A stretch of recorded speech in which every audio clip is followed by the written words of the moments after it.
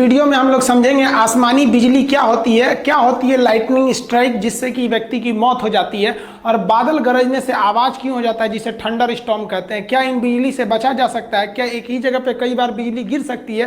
क्या इसे हम स्टोर कर सकते हैं? तो समझिए, देखिए, बिजली में सबसे पहला एक चीज आता है कि इसमें हमको साउंड बाद में सुनाई देता है, आवाज पहले दिख जाती है। तो इसका तो नॉर्मल रीजन है, आवाज की जो गति होती है वो बहुत धीमी होती है, इसलिए आवाज बाद में आता है। तो स्पीड तेज होने की वजह से लाइट पहले आ जाता है और साउंड बाद में आती है। गर्मी में पानी जो होता है भाप बनकर ऊपर उठ जाता है, और भाप बनकर जब ऊपर उठता है तो ऊंचाई पे जाने पर प्रत्येक 165 मीटर की ऊंचाई पे जाने पर टेम्परेचर में 1 डिग्री सेल्सियस की कमी आ जाती है। ये कमी क्यों आती है आपको ज्योग्राफी में बताएंगे।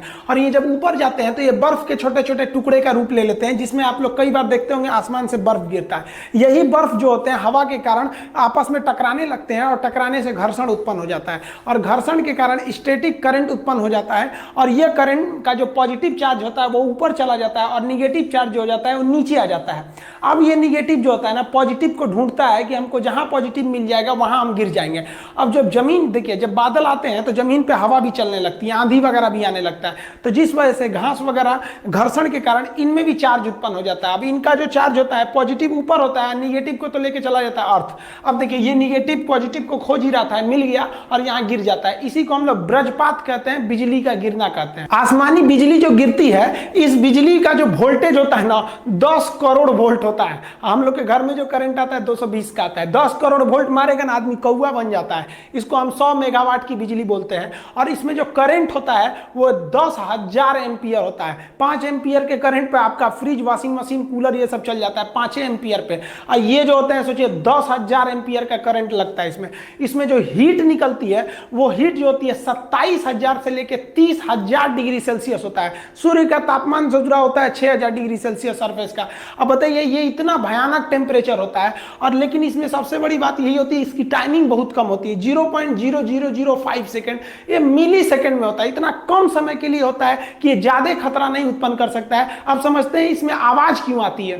देखिए, जो लाइटनिंग होती है, ये बिजली होता है, इसका टेम्परेचर तो 27,000 यानी लगभग 30,000 डिग्री सेल्सियस होता है। और हवा में जो बारिश की बूंदे होती है वो तो ठंडा होता है, तो ठंडे के पास गर्म चीज को ले जाएंगे तो बहुत तेज आवाज करता है। जैसे गर्म रॉड को पानी में डालिएगा तो बहुत तेज आवाज करेगा। आप इसको किचन में देखते होंगे, तड़का लगाया जाता है ना, जब सब्जी उब्जी को छौंका जाता है तो तेल एकदम गर्म रहता है, और उसमें आप सब्जी डालेंगे तो हल्ला करने लगता है, ये पगला ही का एक डाला है जी, हम गर्म में ठंडा क्यों मिला रहा है, वही आवाज आने लगता है। तो यही जो होता है, बिजली जो होता है उसका टेम्परेचर इतना तेज होता है कि वायुमंडल की हवाएं जो होती हैं वो क्या होती है, दूर हटने के प्रयास करती है। क्योंकि जब गर्मी आता है तो गर्मी के कारण हवाएं दूर होती हैं। इसका टेम्परेचर इतना तेज होता है कि वहां पे जो हवा के पास जो नमी वगैरह रहती है उससे उसको वाष्प बना के उसको बहुत तेजी से हटाता है, जिस वजह से एक आवाज उत्पन्न हो जाती है। आसमान से गिरने वाली बिजली से बचने के लिए बेंजामिन फ्रैंकलिन नामक वैज्ञानिक ने एक लाइटनिंग कंडक्टर या लाइटनिंग रॉड का निर्माण किया था, जिसे हम तड़ी चालक कहते हैं। यह कॉपर का बना होता है। यह क्या करता है, इसको हम लोग घर के ऊपर लगा देते हैं, और इसे वायर के द्वारा, यहाँ आप देख रहे होंगे यहाँ मोटा वायर लगाया गया है, इस मोटे वायर के द्वारा इसे हम लोग अर्थ यानी ग्राउंड में कर देते हैं। जो ग्राउंड होता है वो एक चार्ज सिंक होता है, यानी इसमें कितना भी हाई वोल्टेज का करंट दे दीजिएगा पृथ्वी को, वो खींच के अंदर लेके चला जाता है। तो ये केवल इसको टांग देने से नहीं होता है, इसके साथ साथ इसके अंदर हम लोग को ग्राउंड भी करना रहता है। टावर में भी देखेंगे ऊपर ये जो होता है तड़ी चालक होता है, लाइटनिंग रॉड, और इसको वायरिंग द्वारा नीचे ले जाया जाता है। तड़ी चालक कॉपर का बना होता है। इसमें होता क्या है कि बेंजामिन फ्रैंकलिन ने कहा कि आप जो करंट आ रहा है उसको जल्दी से जल्दी ग्राउंड पे भेजिए। अगर वो ग्राउंड पे चला जाएगा ना तो कोई दिक्कत नहीं है, आप बगल में भी खड़े रहेंगे तो कुछ खास प्रॉब्लम नहीं होगा, लेकिन उसको तेजी से भेजना बहुत जरूरी है, नहीं तो आपके लिए घातक हो जाएगा। सोचिए क्या होगा अगर कोई हवाई जहाज हवा में जा रहा है, उस पर बिजली गिर जाए, जहाज गिर जाएगा, कुछ इफेक्ट नहीं पड़ता है। जहाज जो होते हैं ड्यूरेलमीन के बनाए जाते हैं, अल्युमिनियम का वो एक एलॉय होता है, और इसकी एकदम चिकनी पेंटिंग की जाती है ताकि इस पे जब भी बिजली गिरे तो इतना करंट जो होता है वो करंट चारों ओर फैल जाए। और ये जो राउंड शेप का जो एरोप्लेन होता है तो वो चारों ओर बिजली फैल के नीचे चली जाती है। दूसरा एक और बात समझिए, जो एरोप्लेन होता है अंदर से फैराडे का केज, एक पिंजड़ा बनाया था फैराडे ने, और उस पिंजड़े पे बिजली देते थे और अंदर रहते थे तो उन पे बिजली नहीं आती थी, क्योंकि बिजली जो होती है सरकमफेरेंशियल फ्लो करती है और एकदम शॉर्ट रास्ता खोजती है। तो आप कहेंगे सर पिंजड़ा को छुएंगे तो नहीं मारेगा। देखिए यहाँ पिंजड़ा को टच भी कर दीजिएगा ना तो हाई वोल्टेज का करंट भी नहीं मारेगा। क्यों?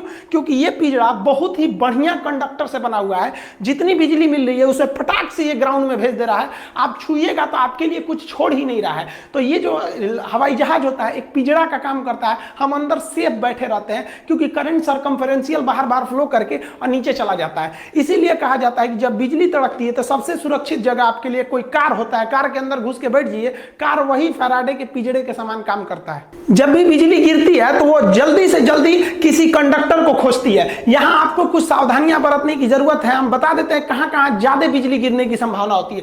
जैसे बिजली तड़कता है तो आपका मोबाइल जो होता है टावर से कनेक्ट रहता है, इसलिए बिजली मोबाइल की ओर तेजी से भागता है। देख रहे हैं ईश्वरी बतिया रही है, पता नहीं कहां, खूब मन से बतिया रही है। यह है ना, अभी थी हो जाएगी, जैसे बिजली गिरेगा थी।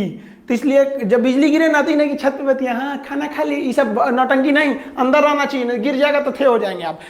पेड़ वगैरह के पास भी बिजली ज्यादा गिरती है। अब लोग कहते हैं दुधारू पेड़ के पास बिजली ज्यादा गिरती है। देखिए दुधारू पेड़ जिसमें दूध वगैरह होता है, जैसे बरगद को ऐसे मारिएगा तो हल्का हल्का दूध निकलने लगता है उसमें लिक्विड, तो दुधारू पेड़ से मतलब नहीं है। देखिए दुधारू पेड़ जो होते हैं ना उसमें ज्यादा भीगा होता है, वो जो भीगा वो ज्यादा होता है, इसलिए वो ग्राउंड से ज्यादा जुड़े रहते हैं। अब जो बिजली आ रही है वो ग्राउंड पे जाना चाहती है, उससे पहले ही आपको 20 फीट ऊपर पेड़ मिल जाएगा, कहेगा इधर से चलो ना। इसलिए बिजली गिरते समय या बारिश के समय पेड़ के नीचे नहीं रहना जाता है। जब बिजली तड़क रही होती है तो इस पे गिरने की संभावना ज्यादा रहती है। खाली मैदान में बिजली बहुत तेजी से गिरता है, इसलिए खाली मैदान में भागना नहीं चाहिए, वरना भागेंगे तो आप ही के ऊपर गिर जाएगा।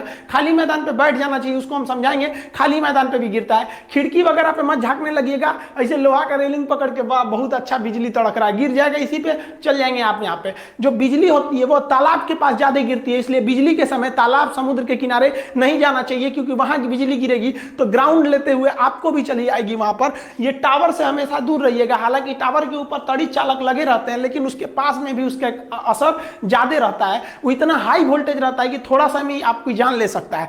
आपको एक और गलती नहीं करना है, जब बिजली तड़क रही होती है तो लोग छाता लगा लेते हैं। छाता का जो रॉड होता है, आप रॉड को पकड़े रहते हैं, आप जमीन पे रहते हैं तो जमीन से ये रॉड जो होता है ना ग्राउंड हो गया रहता है, और ये छाता को पकड़ के मार देता है करंट, बहुत तेज बिजली गिर जाती है। देखिए ये बकलोलिया पता नहीं किसका इंतजार कर रही है छाता लगा के, अभी जाएगी यो धड़ाम से गिरेगा चल जाएगी। देखिए ज्यादातर जो बिजली गिरता है, हर साल इंडिया में लगभग 2500 लोग बिजली गिरने से मरते हैं, लेकिन ज्यादातर बिजली डायरेक्ट आदमी के ऊपर नहीं गिरता है, ये स्टेप पोटेंशियल द्वारा गिरता है। हम आपको अभी जस्ट पहले जो वीडियो बनाए थे जिसमें बताए थे बिजली घर तक कैसे पहुंचती है, उसमें स्टेप पोटेंशियल बताए थे कि कहीं करंट गिर जाता है ना तो आसपास के एरिया में वो करंट फैला देता है। तो ये जो स्टेप पोटेंशियल हो जाता है ना, जैसे इस पेड़ पे बिजली गिरी, अब ये राउंड वाला एरिया देख रहे हैं ना, यहां तक इसका एरिया है, तो आप इस पेड़ से दूर में भी रहेंगे ना तो बिजली गिरेगा पेड़ पर, लेकिन आप उसके स्टेप पोटेंशियल के एरिया में आ गए हैं, आपको मार देगा। तो ज्यादातर जो बिजली गिरती है वो स्टेप पोटेंशियल के कारण ही मारती है, और ये डायरेक्ट से भी ज्यादा खतरनाक होती है, इससे ही ज्यादा लोग मरते हैं। एकदम टिप के आदमी को खोपड़िया पे नहीं गिरता, अगल बगल में गिरता है, उसके रेंज में आ जाने से आदमी की मौत हो जाती है। बिजली गिरने से जो मौत होती है उसका ज्यादा इफेक्ट जो होता है हमारे नर्वस सिस्टम ब्रेन पे पड़ता है, और हार्ट और लंग्स पे ज्यादा असर पड़ता है। ये एकदम सीज कर जाते हैं और इसका धड़कना रुक जाता है, जिस वजह से व्यक्ति की मौत हो जाती है। अब कहते हैं लोग कि मेल जो होते हैं, पुरुष का साइन ऐसे होता है, मेल पे 80% बिजली गिरती है और फीमेल पर 20% गिरता है। आप कहेंगे इस चुचरी कैसे बच जाती है सब, देखिए बचती नहीं से, ये तो अंदर रहती है सब, जब से पैदा होती है लड़की सब, तो वो तो लॉकडाउन उन सब के लिए पैदाइशी लॉकडाउन है। लड़का बाहर और घूमते रहता है, मरते रहता है, कभी एक्सीडेंट से मरेगा, कचरा के मरेगा, कभी पतंग लूटने में मरेगा, सब नौटंकी लड़कों के भरोसे है, तो मरेगा कौन? लड़की। देखिए ऐसा नहीं है कि बिजली का झटका जो लगेगा तो 100% मरिए जाएंगे। बहुत से लोग बिजली के झटके से बच जाते हैं। बिजली का झटका जब लगता है तो उससे एक आपके शरीर पर एक दाग बन जाता है, जिसे हम कहते हैं लिचेनबर्ग। ये जो दाग होता है ये पेड़ के जड़ के समान हो जाता है। आप देखिए इस तरह से दाग बन जाता है, टैटू टाइप का बन जाएगा, जहां लगेगा बहुत खतरनाक हो जाएगा। तो ये बहुत कम शॉट लगा है, या फिर ये कह सकते हैं कि बिजली का मेन हिस्सा दूर गिरा है, ये केवल उसके चपेट में आ जाने से इस तरह के दाग बन जाते हैं। कुछ लोग कहते हैं कि जहां एक बार बिजली गिर जाती है वहां दोबारा नहीं गिरती है, गलत बात है। अमेरिका के स्टैचू ऑफ लिबर्टी के पास बहुत बार बिजली गिरते रहता है। राई सुलिवान नामक व्यक्ति के ऊपर 7 बार बिजली गिरा था और 7 बार के बिजली के झटका को वो सह गया और आज भी जिंदा है। ऐसा नहीं कि बिजली केवल नुकसान ही करता है। एक व्यक्ति जिसका शरीर लकवाग्रस्त था, वो व्हील चेयर से नहीं उठ सकता था। एक बार वो अपने गार्डन में टहल रहा था इसे व्हील चेयर पे, तब तक बारिश शुरू हो गया, उसके ऊपर बिजली गिर गई, वो बेहोश हो गया। अगले दिन जब हॉस्पिटल से उसका आंख खुला तो उसका दिमाग का जो नस वगैरह था वो ठीक हो गया और उसका लकवा ठीक हो गया, वो चलने लगा। तो ये वरदान भी हो सकता है किसी के लिए, लेकिन इसकी संभावना ना के बराबर है। आपको हम बताएं कि बिजली कहां गिरने की संभावना रहती है और हमें क्या नहीं करना चाहिए। आप समझते हैं हमें क्या करना चाहिए अगर हम बाहर कहीं गिर गए तब। देखिए, अगर आप कहीं मकान वगैरह में है तो सुरक्षित मकान के अंदर रहें, ये ज्यादा सुरक्षित है। लेकिन अगर आप खुले मैदान में है तो दौड़िए कभी भी नहीं, क्योंकि दौड़ने से आपके पैर के घर्षण से वहां पे इलेक्ट्रिसिटी जनरेट होती है और वो चार्ज को खींचने लगता है। आपको तुरंत नीचे बैठ जाना चाहिए। खड़े रहेंगे तो आपका एरिया ऊपर हो जाएगा और आप बिजली के संपर्क में आने से ज्यादा संभावना रहेगी। इसलिए बैठ जाना चाहिए और कान ढक के बैठना चाहिए कि कान के पर्दे पर कोई नुकसान ना करे। और एक दूसरे से कम 100 फीट का गैप बनाकर बैठना चाहिए, क्योंकि एक पास बैठने से वहां पर चार्ज को खींचने की संभावना बढ़ जाती है। क्योंकि हर एक व्यक्ति जो होता है वो अपने आप में एक कंडक्टर होता है, इलेक्ट्रिसिटी को ले जा सकता है। इसलिए एक पास बैठिएगा तो बिजली आके गिर सकता है। दूरी दूरी पर बैठना चाहिए। देखिए, ये जो बिजली होती है ये बादलों के टकराने के कारण ही उत्पन्न होती है और बिजली को हम 3 प्रकार से बांटते हैं। एक होता है इंट्रा क्लाउड लाइटनिंग, यानी जब बादल जो होता है, छोटा सा बादल का समूह होता है, इसी में एक ऊपर प्लस हो जाता है, नीचे माइनस हो जाता है और इसी में टकराने के कारण जो बिजली उत्पन्न होती है उसे इंट्रा क्लाउड कहते हैं। ये बहुत ही कम दिखाई देता है और इससे आवाज भी नहीं आती है। आप जितने भी बिना आवाज वाली बिजली देखे हैं वो इंटर क्लाउड होती है, यानी एक ही बादल दूसरे से नहीं टकराया, अपने का ही चार्ज दूसरे को ट्रांसफर कर दिया है। अब जो दूसरा होता है वो क्लाउड टू क्लाउड, जैसे एक बादल इधर है और दूसरा बादल इधर है, अब बादल आपस में टकरा जाते हैं तो उसे क्लाउड टू क्लाउड लाइटनिंग कहते हैं। ये बहुत ही बड़ा होता है और इसमें आवाज बहुत ही तेज होती है। ज्यादातर आप यही देखते होंगे। अब एक होता है क्लाउड टू ग्राउंड लाइटनिंग, यानी बादल से सीधे ग्राउंड पे आ गया, तो इसको तो आप सीधे बोलते हैं वज्रपात, यानी बिजली गिर गया। ये बहुत भयानक आवाज करता है क्योंकि ये आसपास गिर गया रहता है।